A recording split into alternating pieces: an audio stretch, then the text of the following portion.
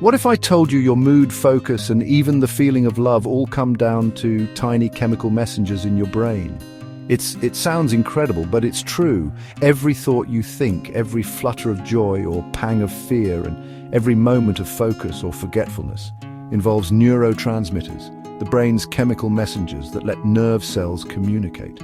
From the rush you feel on a roller coaster to the calm of petting a cat, these neurochemicals are behind the scenes orchestrating your experience. To understand how vital neurotransmitters are, consider a famous case: Phineas Gage. In 1848, Phineas Gage was a railroad worker who survived an iron rod blasting through his skull, destroying much of his brain's frontal lobe. Miraculously, he lived, but his personality changed dramatically. Friends said Gage became almost a different person after the accident. This shocking transformation taught scientists that our behavior and personality depend on the brain's integrity and its neural communication. In other words, change the brain's wiring or chemistry, and you can change the person. While Gage's story was about physical damage, it underscores how crucial the brain's messaging system is to who we are. In this video, we'll dive into that messaging system, neurotransmitters, and see why it matters. We'll use vivid analogies, like comparing neurotransmitters to WhatsApp texts between neurons, and real-life examples to make these concepts clear. By the end, you'll meet the cast of key neurotransmitters that drive your motivation, mood, memory, and more. Understand what happens when they get out of balance, in conditions like depression or Parkinson's, and learn how things like diet, exercise, and medications can tweak your brain's chemistry. So, let's jump into the fascinating world of neurotransmitters and discover how these tiny molecules help make us who we are. Neurotransmitters are essentially chemical text messages that neurons send to each other. Neurons, nerve cells in the brain and nervous system, communicate in two ways. Electrical signals travel within a neuron, and chemical signals bridge the gap between neurons. That chemical signal is the neurotransmitter, a molecule released by one neuron to carry a message to the next cell. Think of neurons like smartphones and neurotransmitters like the WhatsApp messages or emails they send out. It's how one cell texts another with instructions. Here's a simple breakdown of how neurotransmission works. Signal arrival. An electrical impulse, called an action potential, travels down the sending neuron's axon to its end, the axon terminal. Neurotransmitter release. This impulse triggers tiny sacs, vesicles, in the axon terminal to release neurotransmitter molecules into the synapse, the microscopic space between neurons. It's like hitting send on a text. The message, neurotransmitter, gets launched out. Message delivered. The neurotransmitters cross the synapse and bind to specific receptors on the receiving neuron's surface. Each neurotransmitter fits into its receptor like a key in a lock. When the key turns, the neurotransmitter binds, it triggers a change in the receiving cell, either exciting it to fire off its own signal or inhibiting it from firing, depending on the message. In essence, the receiving neuron reads the chemical message and responds accordingly. Clearance. After delivering the message, the neurotransmitters don't linger forever. They unbind and are cleared from the synapse. Some get reabsorbed by the sending neuron to be reused. This is called reuptake, while others are broken down by enzymes. This clearing resets the synapse, readying it for the next message. Through this elegant process, billions of neurons are constantly chatting with each other. Neurotransmitters tell your heart to beat, your lungs to breathe, your hand to pull back from a hot stove, and your mind to form thoughts and feelings. Some neurotransmitters make the next cell more likely to fire. These are called excitatory transmitters, while others make the next cell less likely to fire. Inhibitory transmitters. It's a bit like an accelerator versus a brake in a car. The brain needs both go signals and stop signals to function smoothly. To make this idea more relatable, imagine a busy office. Neurons are the workers, and neurotransmitters are the memos or emails they send. Some messages shout, "Yes, do this now," excitatory. And others say, "Hold on, don't do that yet," inhibitory. And just as in an office, if messages get lost, delayed, or misdelivered, things can go wrong. But when it all runs correctly, these chemical messages allow the billions of cells in your nervous system to act in harmony. Scientists have discovered over 100 neurotransmitters so far, but let's meet some of the most important ones. Each has its own personality and role, and each influences you in ways you'll definitely recognize in daily life. If your brain were a movie, dopamine would be the thrill-seeking protagonist. Dopamine is often called the reward neurotransmitter, but it's really about motivation and learning as much as pleasure. Whenever you do something enjoyable or achieve a goal, like eating your favorite dessert, winning a game, or even getting a like on social media, your brain shoots out a burst of dopamine as if saying, "Yes, that was great, do it again." It's like your brain's internal pat on the back or gold star sticker. This reward signal helps reinforce behaviors and forms the basis of how we learn what's good or desirable. But dopamine isn't only about feeling good. It also helps with focus, drive, and movement. It's critical for helping us start and sustain activities.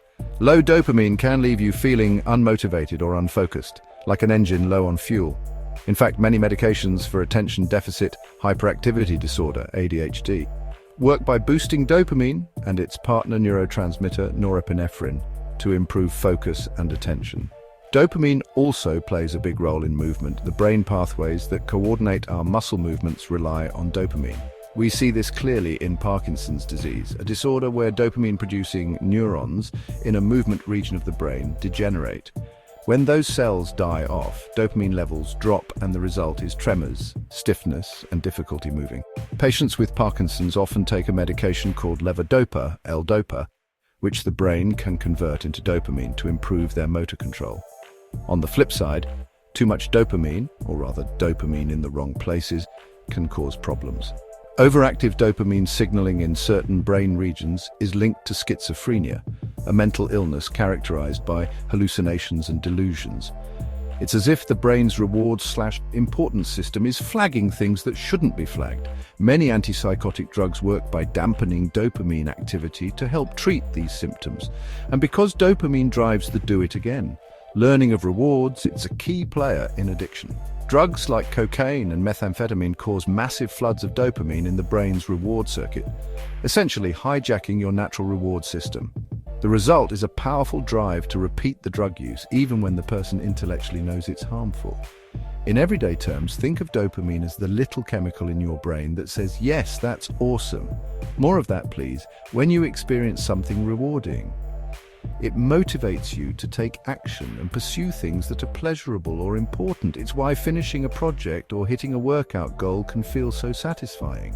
Dopamine is giving you an internal high five. But balance is key. Too little can sap your motivation and movement, while too much or misfiring dopamine can lead to chaos in thought and behavior. Where dopamine is about excitement and rewards, serotonin is more like the steadying hand that keeps your mood and basic functions in balance. Serotonin is often nicknamed the feel-good or even happiness neurotransmitter, but it's really more of a mood stabilizer and regulator than a sudden pleasure giver. You can think of serotonin as an emotional thermostat. It helps regulate mood, anxiety, and overall sense of well-being. When serotonin levels are in a healthy range, you tend to feel emotionally stable, calm, and content. Serotonin has a wide variety of jobs. It helps control mood, sleep, appetite, and even pain perception. Ever wonder why a comfort food meal can sometimes make you feel more relaxed? Part of the reason is that eating, especially foods rich in carbohydrates, can trigger serotonin production, which boosts mood and makes you feel satiated. Serotonin also plays a role in helping you fall asleep. It's a precursor to melatonin, the hormone that regulates sleep cycles, and it even affects appetite and digestion. In fact, a huge amount of serotonin is made in the gut. About 95% of your body's serotonin is produced in the intestines. This gut-brain connection is why an upset digestive system can sour your mood and vice versa. When serotonin is too low, people can experience depression, anxiety, and trouble sleeping. Low serotonin is commonly linked to clinical depression. Many antidepressant medications aim to increase serotonin.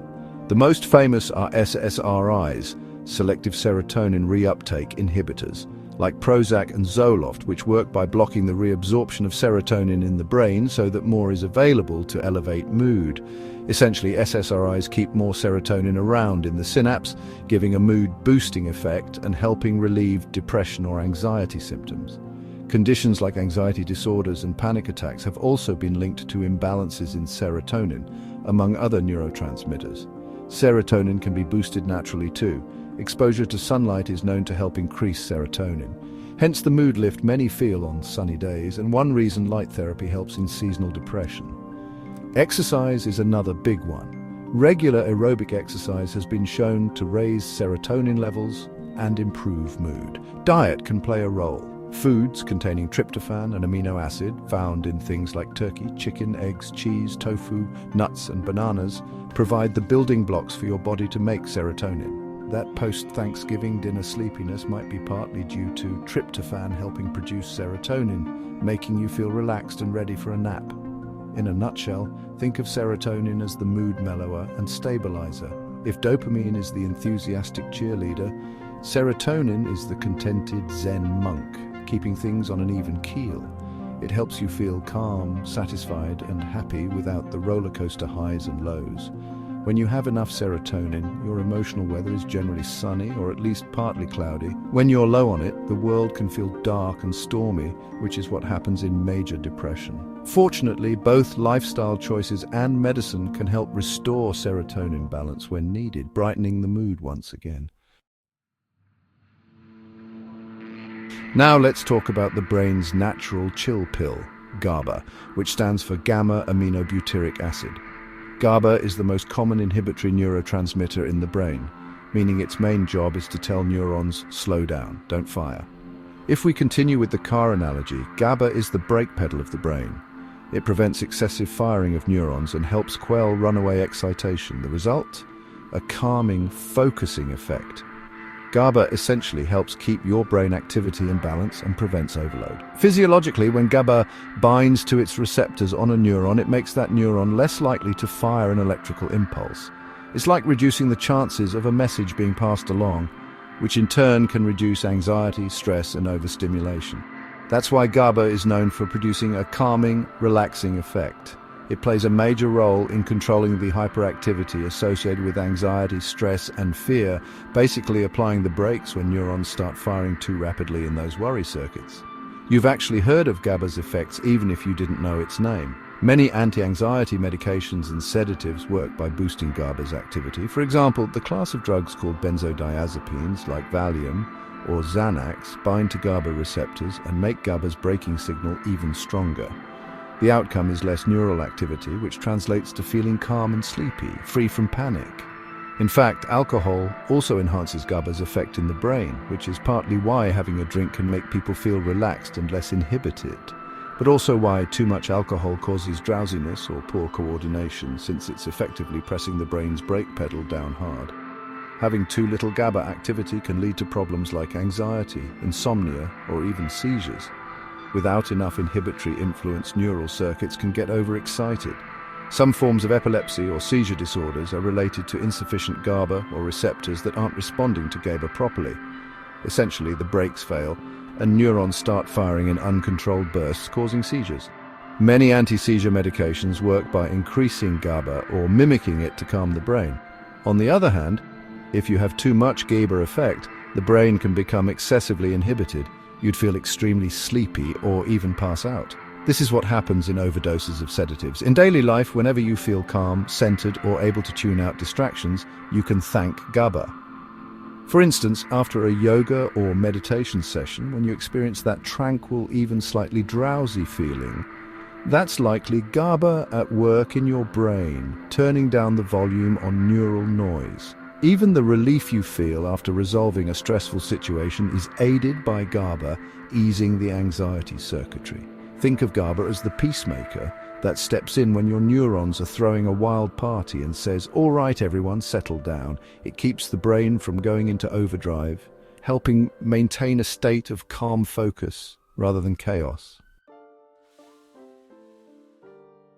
On the flip side of GABA is its energetic twin, glutamate. If GABA is the brain's brake, glutamate is the main accelerator. It is the most common excitatory neurotransmitter in the nervous system.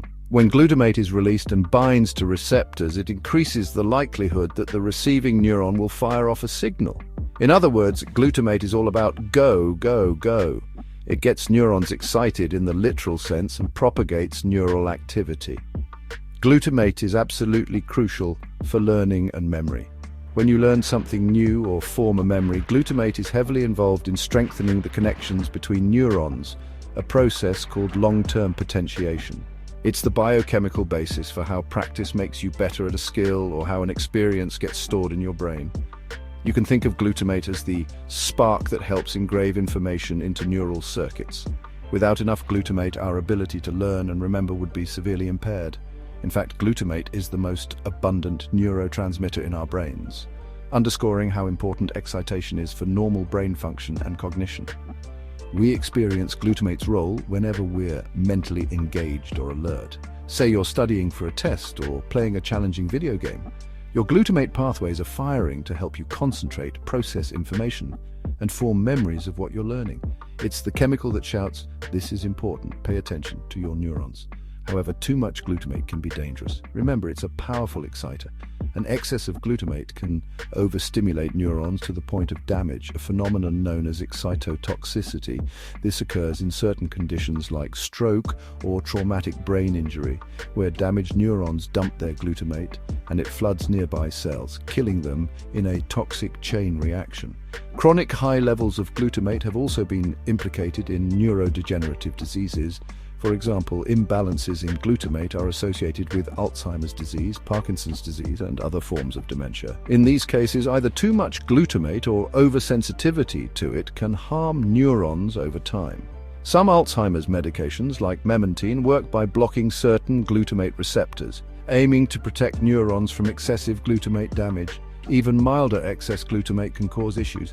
Too much excitation relative to inhibition might contribute to seizures. As noted earlier, often it's an imbalance where there's not enough GABA or too much glutamate tipping the scales. There's also a hypothesis that migraines and some forms of chronic pain involve overactive glutamate signaling. So glutamate is a bit of a double-edged sword. It's the life of the party that makes brain cells more active, vital for learning and normal function. But if it rages out of control, it can burn the house down.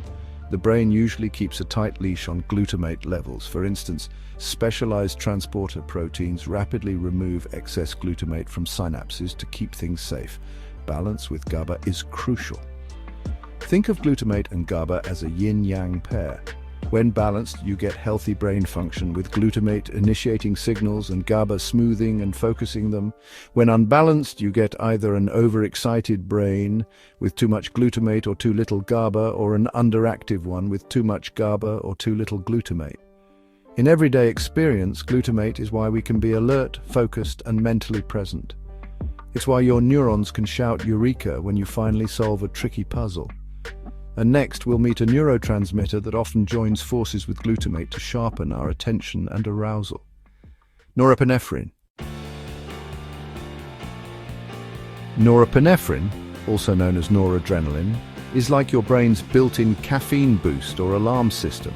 It's both a neurotransmitter and a hormone. When released into the bloodstream by the adrenal glands, we call it adrenaline. In the brain, norepinephrine's main role is to kickstart the fight-or-flight response and to keep you alert, focused, and ready for action. Imagine you're hiking and suddenly a bear appears in your path. The jolt of fear and heightened alertness you'd feel is largely due to norepinephrine and adrenaline flooding your system. Norepinephrine causes your heart to race, your breathing to quicken, your pupils to dilate, and your muscles to tighten up, ready to move. It's preparing you to either fight the bear or run away at top speed, the classic fight or flight. Even if you're not facing a bear, norepinephrine is released in any situation where you need to be on high alert. A looming work deadline, an important exam, or even a thrilling video game.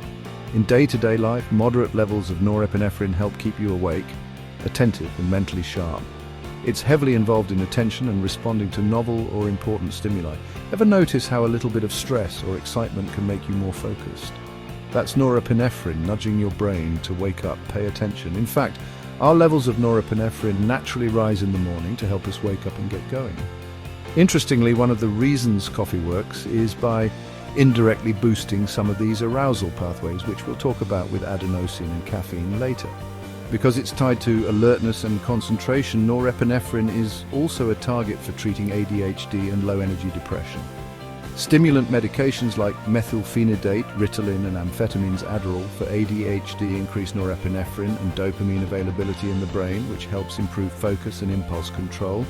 There are also antidepressants known as SNRIs, serotonin norepinephrine reuptake inhibitors, and some older tricyclics, that boost norepinephrine along with serotonin to combat depression, especially forms of depression where people have low energy and motivation. By increasing norepinephrine, these medications can help restore alertness and drive in someone who is feeling listless.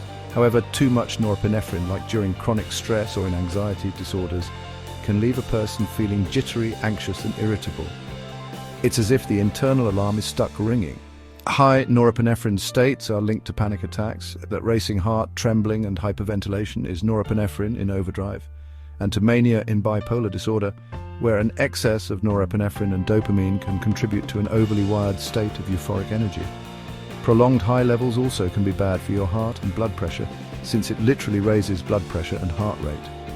That's why finding healthy ways to manage stress is important. You don't want your fight or flight switch stuck in the on position all the time. Think of norepinephrine as the brain's adrenaline-fueled energizer. It's what makes your mind sit up and say, "Whoa, important!"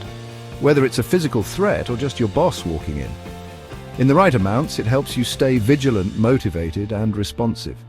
In excess, it feels like anxiety or panic.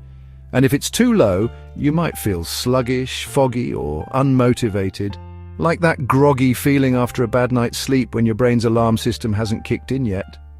Norepinephrine gives the zing to your alertness and the edge to your focus. Meet acetylcholine, a true multitasker among neurotransmitters. Acetylcholine is like the brain's teacher's pet and personal trainer combined. It has two major domains of action, memory and learning in the brain, and muscle activation in the body. It's actually the neurotransmitter first discovered by scientists, and its name comes from its chemical structure, acetyl plus choline. First, let's look at its role in the body. Whenever a motor neuron from your spinal cord fires to contract a muscle, it releases acetylcholine onto the muscle fibers. Acetylcholine is the neurotransmitter at the neuromuscular junction, the connection between nerves and muscles. It's the signal that tells muscle cells time to contract. So every time you move, whether it's dancing, typing, or simply breathing, you're using acetylcholine to translate nerve impulses into muscle action. For example, as you smile at a friend, motor neurons release acetylcholine to contract the muscles of your face. If acetylcholine release is blocked, paralysis occurs. Certain poisons exploit this. Botulinum toxin, or Botox, causes paralysis by preventing neurons from releasing acetylcholine, and curare, a toxin used on arrow tips by some indigenous South American groups, causes paralysis by blocking acetylcholine receptors on muscles. Both effectively silence acetylcholine's message, illustrating how crucial acetylcholine is for movement. Now in the brain, acetylcholine has a different but equally important role. It helps with learning, memory, attention, and arousal. Several key brain areas that manage memory and learning, like the hippocampus and cortex, are rich in acetylcholine. When you're studying or concentrating hard, acetylcholine is one of the chemicals that help your neurons encode new information and keep you focused. It's as if acetylcholine fine-tunes the brain circuits to be more plastic, able to change, and attentive. Some scientists describe acetylcholine as promoting a readiness to learn. One striking example of acetylcholine's importance in memory is Alzheimer's disease. One of the earliest and most consistent findings in Alzheimer's is a loss of neurons in the brain that produce acetylcholine, particularly in areas involved in memory and attention. The result is that acetylcholine levels plummet, which is thought to contribute to the memory loss and cognitive decline of the disease. In response, many Alzheimer's medications like donepezil or Aricept are acetylcholinesterase inhibitors. They block the enzyme that breaks down acetylcholine so that acetylcholine hangs around longer and has more effect. This can help boost memory and alertness a bit in early to mid-stage Alzheimer's by compensating for the brain's acetylcholine shortage. Acetylcholine also plays a part in attention. Ever heard of the saying that you need to tune in to learn? At a cellular level, acetylcholine helps your brain tune in to what matters, and even in regulating the sleep-wake cycle and REM sleep, it's really a versatile chemical. When acetylcholine systems are out of whack, you see it in various conditions. We mentioned Alzheimer's with too little acetylcholine. There's also an autoimmune disease called myasthenia gravis, where the immune system attacks acetylcholine receptors at the neuromuscular junction, leading to muscle weakness, because acetylcholine's message can't get through to the muscles effectively. On the other end, certain chemical weapons, nerve agents, cause a buildup of acetylcholine by blocking its breakdown, leading to overstimulation of muscles, severe spasms, and other effects that can be fatal. So both deficits and excesses of acetylcholine can cause serious issues. In your everyday experience, acetylcholine is at work when you focus intently, like solving a math problem or learning a new instrument, and definitely every time you move a muscle. It's like the neurotransmitter of action, intellectual action, learning, and physical action movement. If dopamine is the thrill and serotonin the chill, acetylcholine is the drill, drilling those flashcards into memory and drilling your muscles to respond. Whether you're hitting the books or hitting a baseball, acetylcholine is crucial for making it happen. Ever hear of a runner's high or felt a euphoric calm after a good workout or laugh? That's thanks to endorphins. The name endorphin comes from endogenous morphine, which literally means internal morphine. Endorphins are neurotransmitters, technically neuropeptides, that act as natural painkillers and mood boosters. They are released in response to pain and stress, as well as pleasurable activities like exercise, eating, or social bonding. When endorphins are released, they bind to opioid receptors in the brain, the same receptors that drugs like morphine and heroin target. By doing so, endorphins block pain signals, essentially turning down the volume on pain perception, and can induce feelings of pleasure or euphoria. This is why after intense physical exertion, like running a marathon or a heavy gym session, you might feel a sort of exhausted bliss where aches seem to melt away. It's your body flooding you with endorphins, which help you push through pain and also reward you with a feel-good sensation. From an evolutionary perspective, this makes sense. If you're a human running for your life or hunting prey, endorphins kick in to help you ignore pain and keep going to survive or succeed. They essentially give you a short-term armor against pain and stress. Even beyond survival situations, endorphins boost well-being. Laughter, for example, releases endorphins. Ever had a side-splitting laugh with friends and felt that warm afterglow where you're utterly relaxed? That's endorphins at work. Eating chocolate or spicy food can also trigger a mild endorphin release. Spicy chili peppers cause a pain sensation on the tongue, which in turn triggers endorphins. A clever reason some people love spicy foods: endorphin rush. Low levels of endorphins have been speculated to contribute to conditions like chronic pain or depression in some individuals, though these conditions are complex and involve many factors. Some research has linked fibromyalgia, a disorder with widespread pain, to lower endorphin activity. On the flip side, high endorphin activity is generally not problematic in the way other neurotransmitter excesses are. Your body self-regulates endorphins pretty well. You won't laugh yourself to death, you'll just stop releasing more endorphin as the stimulus subsides. Interestingly, exercise is one of the best ways to boost endorphins. The more you exercise, the more endorphins your body produces. That's a big reason exercise is recommended for stress relief, mild depression, and overall mood improvement. It's literally giving you a dose of nature's own opioid-like chemicals without the dangers of actual opioids. Other activities like dancing, having sex, getting a massage, or practicing meditation can also increase endorphins. Think of endorphins as your internal pain management and happiness program. When you stub your toe really hard, it's endorphins that can kick in to dull the throbbing. When you finish a great run, it's endorphins that wrap you in that lovely all is well feeling. They're a big part of why healthy activities can make us feel genuinely happy. Our brains reward us for doing things that are good for us by releasing these little bursts of joy. So far, we've explored some of the brain's most fascinating chemical messengers. Dopamine, the thrill seeker, driving your motivation and rewards. Serotonin, your emotional stabilizer and mood booster. GABA, the brain's built-in calming agent.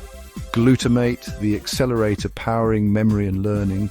Norepinephrine, your internal alarm and energy spark. Acetylcholine, your go-to for memory and movement. And just now we met endorphins, the body's natural painkillers and happiness boosters. Each of these neurotransmitters plays a unique role in how you think, feel, and act, and their delicate balance is essential for your mental and emotional health. But the journey through your brain's chemistry isn't over yet. In part 2, we'll explore the next layer of this neurochemical symphony, including oxytocin, the love hormone, and social connector. Histamine, not just for allergies, but also wakefulness. Adenosine, your brain's sleep pressure signal. What happens when these systems go wrong? How your lifestyle, diet, sleep, stress, and movement influence your brain chemistry. And how to tune your neurotransmitters for a calmer, clearer, more energized mind. So if you've ever wondered why coffee wakes you up, a hug calms you down, or sleep resets your brain, Part 2 is where we go even deeper into the science of you. So if you found this fascinating, don't miss what's coming next. Hit that like button if you learned something new, subscribe so you don't miss Part 2. And let me know in the comments, which neurotransmitter surprised you the most? Thanks for watching. And remember, the more you understand your brain, the better you can shape your mind.